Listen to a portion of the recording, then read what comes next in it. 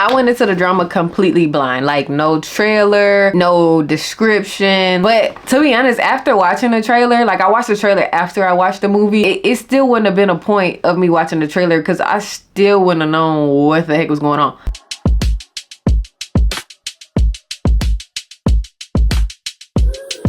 I have some thoughts. As soon as I saw Zendaya was gonna be in the movie, I already knew I was gonna see it. I didn't even care what the movie was gonna be about. I knew I was just gonna go see it. So I got my notes right here, so y'all be seeing me looking down at my phone. All right, so going into it blind, obviously I didn't know exactly what to expect as far as it being like a twist. Like when I say completely blind, like no spoilers.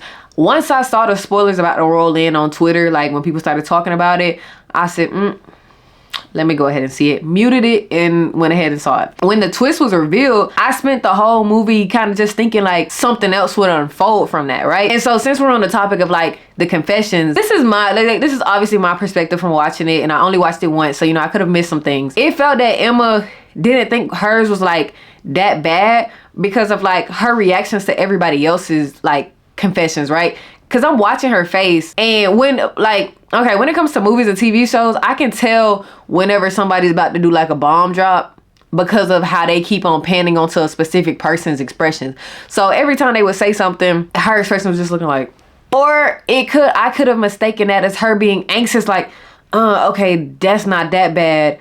Dang, like it's like she's kind of waiting on somebody to say something that's kind of at the same level as hers. But the way that she kind of just said it, and it could have been because she had a lot to drink, but the way she said it was just like casual, like, yep, I try to do it. I try to plan a school. Hey, can I even say that on here? I don't know, but all right, I tried to plan like a school.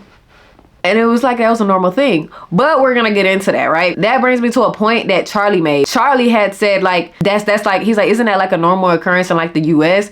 Like since school happens so often. And then I was like, while I do think people who actually do these things, like I'm not excusing these people, like the people who actually went through with it, I'm not excusing these people. I think they are literally mentally insane. As a general, we are desensitized to like violence. Like, do you know how many times I can just go on Twitter and literally just see somebody who is on the ground, like who's been shot, you know what I'm saying? Like, and you will literally see their body.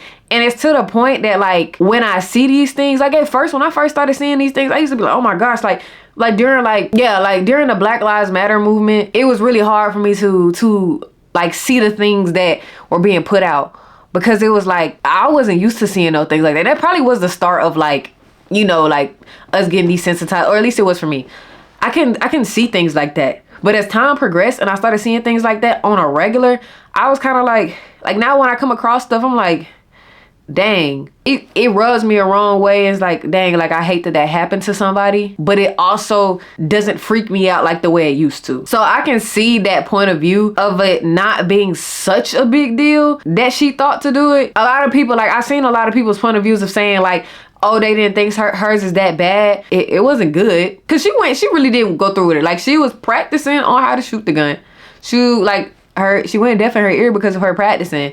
And then like she was making videos, had somebody caught on to her, had the police get a tip off about what she was doing, she would have went to jail. She would have got tried for something. Cause it wasn't just like a thought. Like, yes, we all have these intrusive thoughts of like, hold on, that sounded kind of crazy. I'm pretty sure somebody, like most people as humans, somebody makes us mad.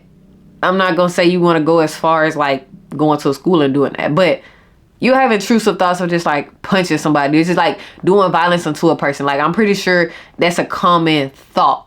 But to actually think it, like, and then go out your way to plan it, I think those are two different things. So I obviously thought like it would unfold more because like I said, I did go into it blind. I was thinking like, okay, well, cause I mean, really it probably like 15 minutes into the movie, they revealed this twist.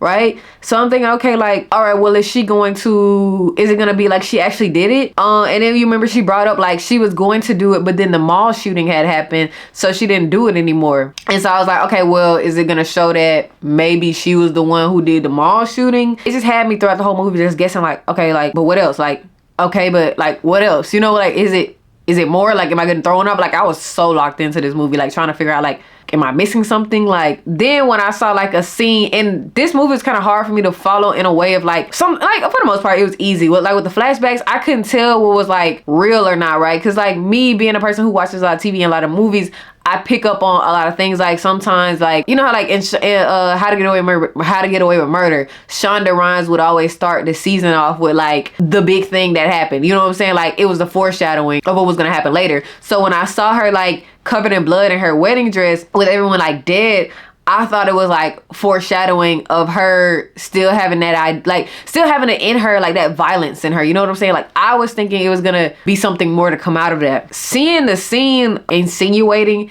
that she was about to shoot a dog, which also it could have been a flashback, and I just got lost. I don't know. Y'all let me know. Like what, like those two scenes I just named. Y'all let me know. Like was that supposed to be like a flashback? Like, oh, not flashback. I'm saying the wrong word. I can't think of the word right now, but just something that like it's something that was made up in probably Charlie's head or something. Yeah, when I saw her about to shoot the dog, I saw that as like my answer, like that was my aha moment. Like, so she is messed up, because you know what they say about serial killers, like if they kill an animal, like that is usually the first signs of a person, you know, being messed up in the head. But so moving on to Rachel, I think Rachel by far had the worst confession out of all of them, because, and it was crazy how it was glossed over in the movie, right? I think she was a terrible character all around, starting with the fact that the conversation only started because she outed her husband's secret. Like, you know, like she said, yeah, she started off with like, oh, you know, we did like before our wedding, we told like the worst things we ever done. We vowed to like never talk about it again. Okay, so if you tell yourself, like if you tell each other we're never gonna talk about this again, why are you bringing this up to the friends, right? So I think as a wife, and how she talked to her husband throughout the movie just shows her character, but you know, that's a discussion for a different time, right? To lock a mentally disabled kid, and a lot of people are leaving this part out because maybe people are forgetting, but in the middle of the woods. Like people could just keep saying, oh, she locked them in a closet. Yeah, she locked them in a room in the middle of the woods. So it's not like, oh, she locked the boy in his own closet and, you know, all the parents had to do was just hear him screaming. No, she locked the boy in the middle of the woods where nobody is thinking to go check for him. A mentally disabled boy at that. And instead of just unlocking the door, like, you run away. And then, okay, cool, she was a kid, so it's like, okay, maybe, you know, kids usually don't know the best things to do.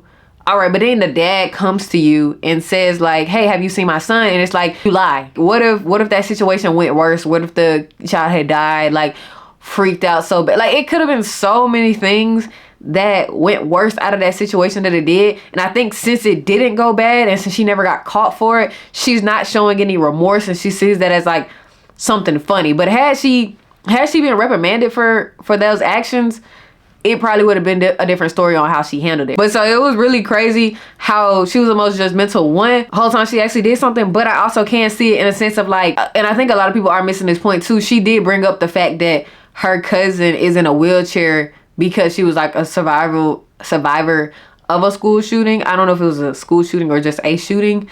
So I can see how that kind of hit deep. Being in that position, you would have been like, you know, like you would have felt the same way. So I can kind of sympathize with her on that. But I also think it's also hard for me to sympathize with her, only because of the fact I think she was jealous of Rachel because of when, you know, it was when I can't remember where it was at, but Emma was crying. She was like, oh, like try not to cry, like you look ugly when you cry. You know, I feel like as a friend, like what?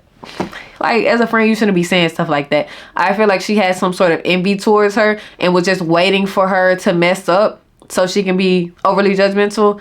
So it's kind of hard for me to sympathize with her, like having a cousin whose life was ruined due to this, you know what I'm saying? So, and I caught that racial comment that Rachel had said about her husband being around guns. I felt like that was a microaggression, cause he was like something like he's scared of guns, like he was around guns his whole life. He was like, no, I wasn't around guns my whole life. But why do you think that? Why did you think he was around guns his whole life? That reminds me of when Patrick Mahomes and his wife, he said, what's my favorite food? She told me fried chicken. Fried chicken. And he said, no. What he said is Mexican food or something like that. Enough about Rachel. That's a character for a different video. I feel like you can go into a whole video about her. So how Charlie handled the situation was pretty normal to me.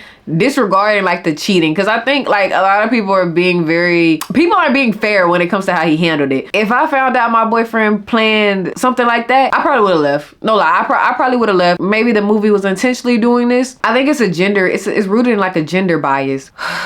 This is controversial, whatever. Usually men, and when I say this, I'm not saying that men are the only people, because it's, you know, anybody, but usually men are seen as the more violent of the gender. I think maybe me seeing it from like me being a girl and me dating men, when you run into a man and then you kind of already have this pre-bias about them being violent or whatever, and then you hear like, oh, I once planned this, it's kind of like a step back. So I think maybe the movie was intentional with maybe doing that, because had it been Charlie who was the one with that truth, I think the movie would have went a different way. So I think them making Emma be the one to have that secret kind of worked in a favor, because it's like, one, I want to go against it or not.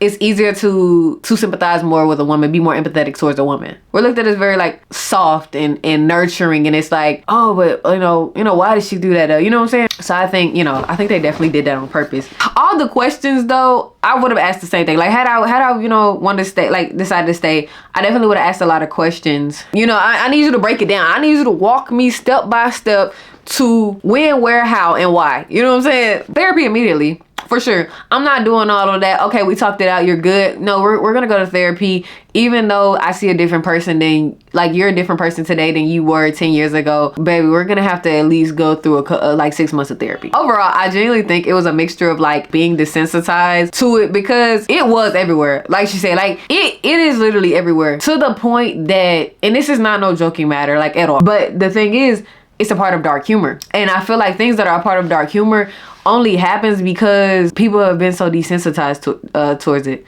9/11, people make jokes about 9/11, people make jokes about JFK. Like, it's so many, as Americans, we have been introduced to like such a violent country that it just becomes the norm for us. So that's why I said I can see it in a way of like, her thinking it isn't like too out of the works. You know, like, it's not too crazy. Okay, as a kid, you see a lot of things, you think, okay, maybe that's normal. You know, it's two sides of the coins that I can see it in, right? And so I wish they would have kind of talked more about the depression that she went through, because I feel like it was more so focused on what she was thinking and planning to do rather than like the cause of it. And that could be that I think the movie is from Charlie's perspective, right? And then Charlie's perspective of how he's gonna handle this and how he's gonna be able to stay with her with knowing this secret. I feel like the depression and her being bullied plays a huge factor. People focusing too much on like, oh, she was gonna do it, but she only stopped because of the shooting that happened at the mall. But what y'all are failing to realize is that, like, yes, while that is true, it wasn't just like, oh, they beat me to it. It was able to open a new realm for her. It was an opportunity for her to get a second chance and not go through with that. Because once that happened, now that causes for conversations about said topic in the school, and that allowed her, and her speaking up, and then that boy coming to her and being like, hey, do you want to like start like a movement? Like, that sense of community that she was a part of, and they're appointing her to be like the spokesperson for the group, and she has people around her who's accepting her and not treating her like an outcast. All of that happens, and now the feeling of wanting to do it just goes away. And she throws the gun in the water and let it float away. Like, when I found that part out, it was a little easier for me to be more forgiving towards her. I feel like if she was really messed up in the head, she still would have went through with it. She just wanted to be loved. Everybody wants to be loved.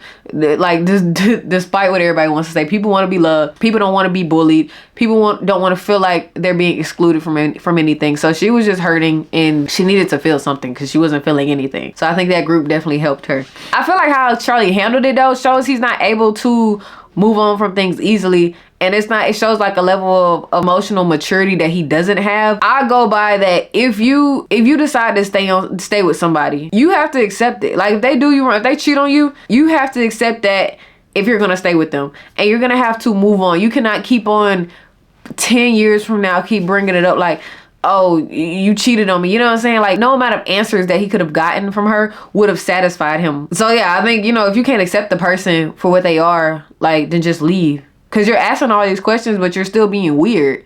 You're throwing away a mug. And oh my gosh, it hurt my heart so bad. Like, when she came up with the knife, and then like she realizes like he's scared of her. And it's like, wow, like had you not even known it, like had I never even said that, like you still would have felt safe with me. Like 2 years in, you don't think you would have noticed I was a psychopath? The cheating part, I low-key expected. Like as soon as he like started spiraling, as soon as he found out what was wrong, I expected it, but I was still shocked, right? And I have mixed opinions about Misha. I hope I'm saying her name. I think that's her name. I have mixed opinions about her because in a moment when it happened, like when the cheating happened, I'm like, oh, like she hiding ready Little Caesar, like she ready to go. Especially with the scene before that being that she was saying like the worst thing she ever done was that she cheated. On the car ride home though, I did start thinking about it, and I was like, maybe she just accepted it. You know what I'm saying? Maybe she just accepted it with how he was like acting very aggressive, and he was her boss. You know, if you know what I'm insinuating. Because she wasn't even rubbing him in like she wasn't rubbing him in a sexual manner. She was just kind of like, there, like, it's all right. Like, so once he started kissing her, I think she just assumed position just to get it over with. But I could be reaching, but let me know what y'all think on that. I just think like sometimes women just think like, okay, like especially when it's like a boss or whatever, somebody that has authority over you, you think this is only gonna go one or two ways. Like I'm either gonna give it up or he's gonna take it from me. She kind of was just like, let me just take the easy route, because she didn't seem like she was super like turned on by it. You know what I'm saying? Like she didn't seem like she was, I don't know though. Let me know what y'all think. I really could be reaching, but I also am trying to see.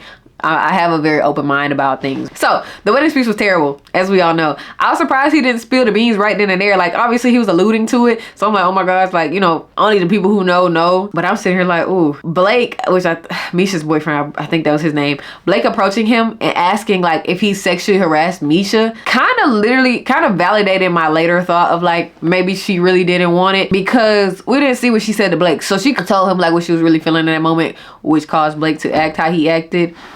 Who knows though, because you know it wasn't much there. Like I said, I could be reaching. So I know people are pretty mad about the ending, but I can't really picture it anyway. Like at first when it ended, I didn't feel like it should have ended right there, right? It felt like something was missing. But later I kind of understood it. Like on my car ride home, I'm thinking, I'm like, I understood it. These sequences that Charlie went through was like his worst things that he's ever done. Because you remember in the beginning, it was like, he's like, I don't know, like cyberbullying somebody. So I think the cheating being exposed and like how he handled everything allowed him to be in a position of realizing that he I want a second chance. Like I want to do better this time. Like I know I can do better this time, which led to him possibly realizing that Emma was worthy of another chance, and her giving him another chance was great, because at the end of the day, like it shows that she is still indeed the most empathetic person that he knows, even though he tried to like erase that from her character. She still gave him a second chance. I will say what I didn't like about Charlie is how, you know, how they did like the let's start over thing. I think he only really agreed to it anytime it was benefiting him, because it was the first time like when he first approached her, and then the second time was, you know, at the end of the movie.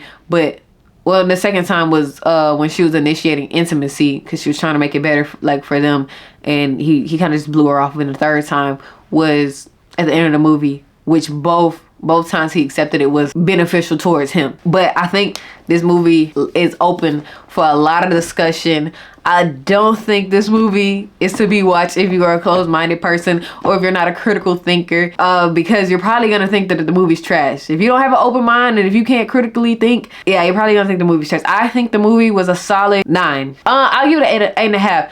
I wish it was longer, because I feel like we could have went in depth with more things. But like I said, I think it was from Charlie's point of view. That's why we couldn't see as in depth with most things that we probably wanted to. Let me know what y'all are thinking in the comments about this movie. Let me know any takes that I said that y'all agree or disagree with. Listen, I'm open to anything. Y'all don't have to agree with everything I say. Tell me some things that y'all think and that I didn't touch on, or a different perspective on some takes that I said. Thank y'all for watching this video. Hope y'all enjoyed the video, and I'm probably gonna go watch the movie again since I'm a A-lister and whatnot. Anyways, I'll see y'all next time.